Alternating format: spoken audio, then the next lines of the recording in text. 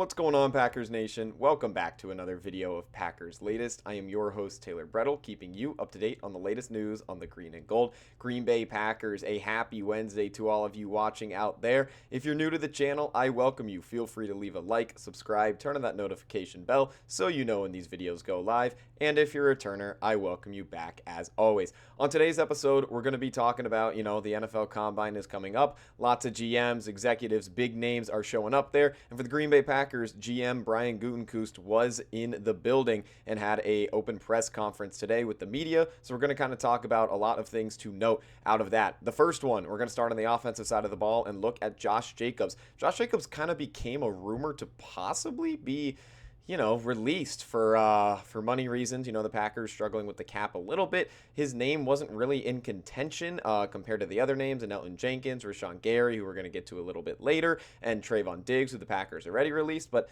Josh Jacobs' name was kind of getting involved in that mix, and me personally kind of shocked me. I saw a lot of people that kind of seemed fine in letting Jacobs go, getting some cap space freed up, and maybe bringing in a different running back, maybe bringing in a Kenneth Walker, especially after what he did in the Super Bowl. But I was pretty shocked by it, and Gutekunst kind of stopped all the rumors, stopped all the worrying about will Jacobs be in a green and gold uniform next season, and he said, in quotes, absolutely will be back next season. I have another full quote on this here with Gutekunst saying he's very important cog in what we're trying to do here. So yeah, looks like Jacobs is here to stay, even with the rumors of him possibly being gone. I don't think that Jacobs deserves all the hate that he's kind of getting because, honestly, in my opinion, still one of the best running backs in the NFC. He did have a very rough stretch to the end of the season, though, and I know the end of the season is when it's most important, so I think that knocked him down for a lot of people, kind of feeling more fine on letting him go than maybe earlier in the season. But Josh Jacobs, seriously, still one of the best running backs in the NFC, especially in that NFC North division that is going to be a bloodbath the next couple of seasons.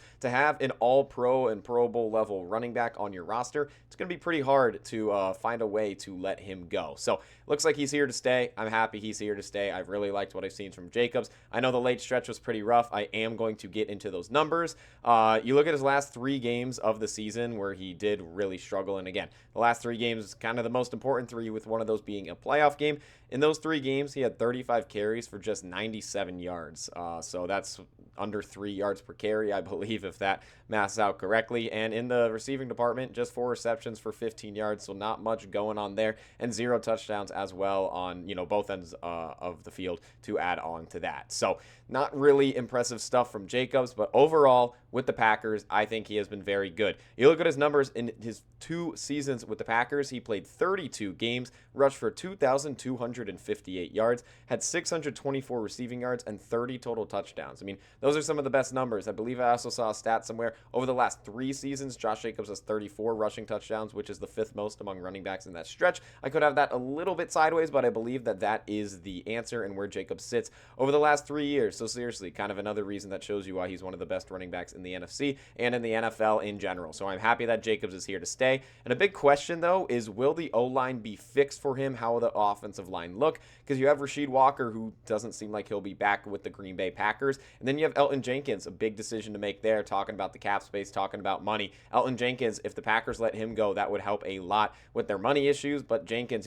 has been a Packer for a very long time. His whole entire career has been such a staple to this Packers offensive line. But he did sustain a pretty rough injury this year. He is getting older, so wouldn't be shocked if he's gone. But losing him and Rasheed Walker would be 2 big blows to a Packers offensive line that, had its highs but also had a lot of lows, especially for Jacobs as well. He's not really a yards per carry type runner. He can have big breakout runs, but, he just really doesn't do that consistently, which I know is a big con of his game, but he really is just like a 3 to 4 yard per carry runner. He kind of just bulldozes up the middle a little bit, and we saw it a lot this season where a lot of his runs were plugged up, especially in those last 3 games, as I just read. So I think you got to go deeper in the layers in this, peel the onion a little bit, kind of look at this thing as a whole, see what the offensive line could look like. Maybe if it bumps up a little bit, maybe the Packers draft a rookie that they want to get on the offensive line, might make the job for Josh Jacobs easier. And also to note, Josh Jacobs had been battling a knee injury ever since that game against the New York Giants back in, when was that, November? It's crazy how fast time is flying, but he got a knee injury there. He came back from it, played with it while hurt, all this kind of back and forth. Like, he wanted to play. Matt LaFleur coaches kind of want him to rest, but Jacobs wanted to play through it. And, so there's a lot of factors into this, into Jacobs' performance. But I know you cannot excuse 35 carries for 97 yards in your last 3 games, with one of those being a playoff game. But that's going to take us into the next point, talking about the defensive side of the ball and looking at Rashan Garry, who, talk about a guy that had a pretty rough second half stretch. This is probably the number 1 name on the entire roster of the Green Bay Packers, unfortunately. But Gutekunst does expect Garry to be back as well, which, again, with the Packers' money issues, that was a kind of the biggest name circled, maybe a top 3 name. Trevon Diggs, that was a no-brainer that he was going to be out of Green Bay. I think Elgton Jenkins is the most expected to be out, and then I would say Garry follows him. So the fact that Gutekunst has it as Garry is staying kind of puts a question into things. So there's a quote here with Goot speaking on Garry, saying, in quotes, "He was impactful towards the second half of the season, maybe not as much as he was in the first, but Rashan's got all the talent in the world, and he produced at a high level for us since he's been here, and we would expect that next year as well." So he does give kind of the nice answer. I mean, you're not going to talk down on your players, but for how he worded that compared to the stats that I'm about to read, there was not much in that second half of the season, especially when Micah Parsons went down. That's when you need Garry more than ever, and that's when he declined more than ever. You look at Rashan Garry, his last 10 games of the season, which does include that playoff game against the Chicago Bears. He had 22 tackles, half of them were solo. He had 0 sacks. 0 sacks in 10 games. In his last 10 games of the season, not a sack in the playoff game, not a sack when you need it most. He did have 1 fumble recovery, however, though. But that's all I got for you on Rashan Garry. 22 tackles, 11 of them solo, 0 sacks, and 1 fumble recovery.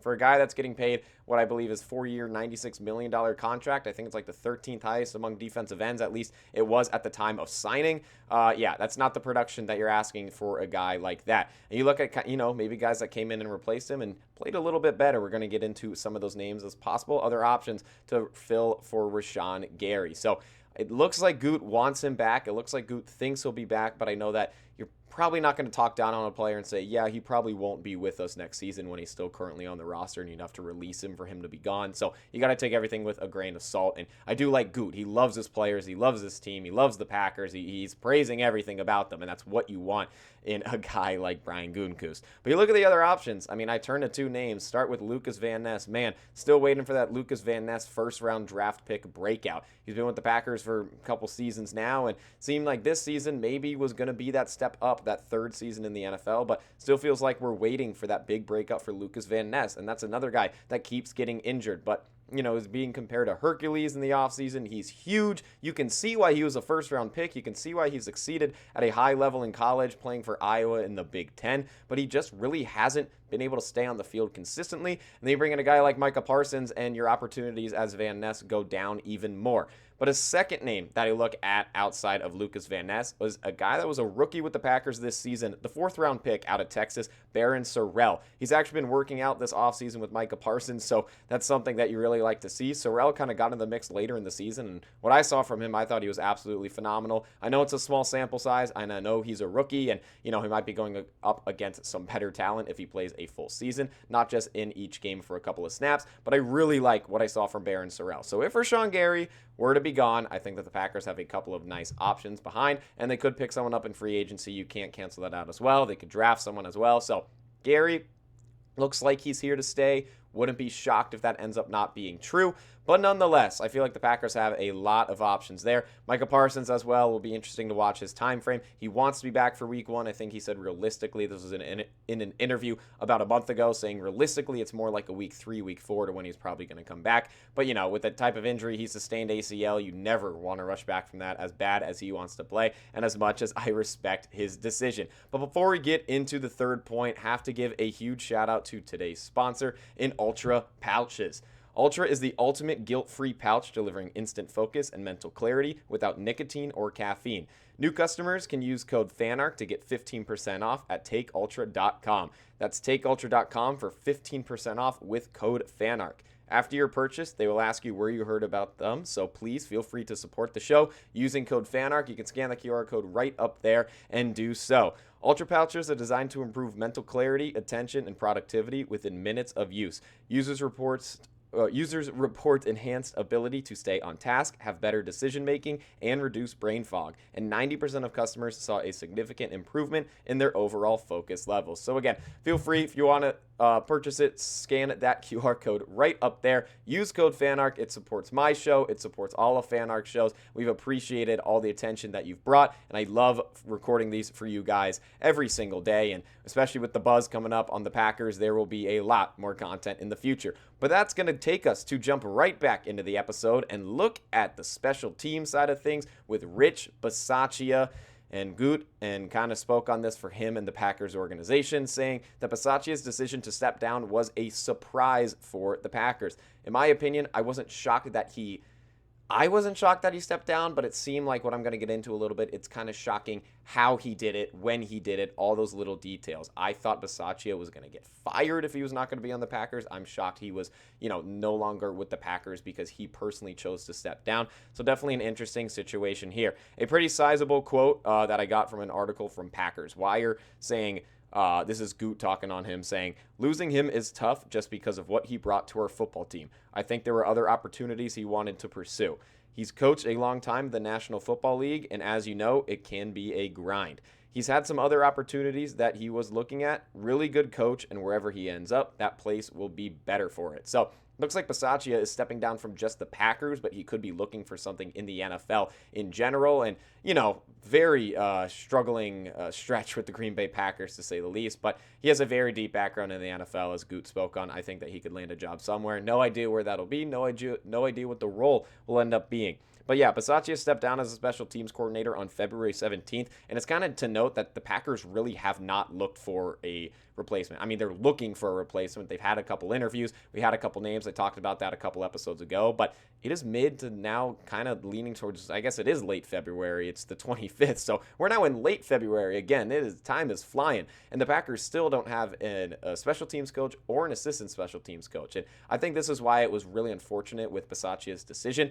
Him stepping down, feeling like he failed Matt LaFleur and the Packers, that is definitely heartbreaking to hear. But stepping down in mid-February after a lot of coaches have already, the coaching cycle hasn't really passed, but a lot of big names are off the board, and then you step down mid-February and kind of just hit a see ya, and now you're open. You need to fill those positions. So the Packers kind of in a little bit of a panic mode, trying to find who can fill that position, but I know there's a lot of assistant special teams coordinators that the Packers have been interviewing, and they definitely like an upgrade to a full-time special teams coordinator position, but it'll be interesting to see who that name will end up being.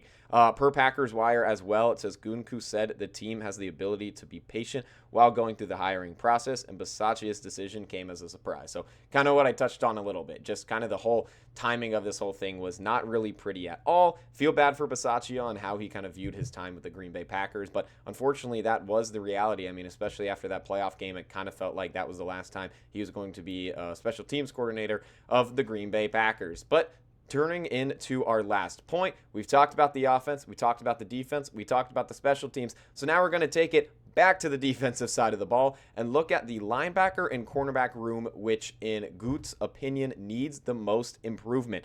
He was asked by Ellie French about which rooms need the most competition on today's roster, and he answered the corner and linebacker room.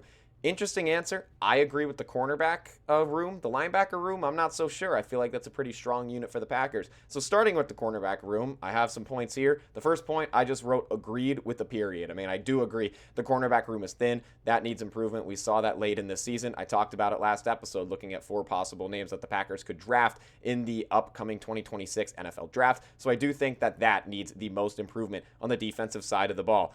There are also a ton of names out there on free agency. Talked about that maybe a week or two ago as well. So there are a lot of options for the Packers to upgrade the cornerback room. I just really hope that they jump on the right one. I hope that even if they draft one, maybe they pick someone else up in free agency just to kind of have that safety blanket if a rookie can't get involved right away, because I feel like the Packers need a true CB1. So who knows this type of level of corner they'll get? Will they try to get one of the top names out there? Will they try to get Dean from the Tampa Bay Buccaneers? Or will you kind of go with a more, under the radar, not as big name of a guy, but a solid vet that you can kind of plug and play? Not really sure what the strategy will be there, but you can definitely tell, and I can tell, I hope you can tell from what you saw from the Packers. The cornerback room being one of these two answers makes sense to me. The linebacker room, that was an interesting one to me because I feel like the duo of Quay Walker and Edgerrin Cooper was one of the better linebacker duos in the NFL. I mean, Quay Walker, your captain on defense. Edgerrin Cooper, his second year in the NFL. And man, that guy is good. Unfortunately, he did get hurt in that playoff game against the Bears. But the duo of those two when they're on the field at the same time was very electric. And, you have a little bit of depth there as well. Isaiah McDuffie got a lot of playing time with the injuries as well. So, could you bolster the depth of linebacker? Yes, because of what we saw with the injuries, Quay Walker, Edgerrin Cooper, what we saw with those injuries. But also, will Quay Walker even be back? I mean, he might not even be back with the Green Bay Packers. He could be on a different team next season. And if that's the case, then yes, I feel like the linebacker room will be the one that needs the most improvement because you're removing your captain on defense that's been with you since you drafted him as a rookie out of Georgia. So it's going to be something to view as well. There's just a lot of question marks. It was Goots, first time talking to the media in a long while, and there's just a lot of question marks. It's so early. It's late February. We are a ways away from football, but also there's always something to talk about in football 365 days out of the year. But that's all I got for today's episode of Packers Latest. I appreciate you all tuning in as always, and go Pack Go.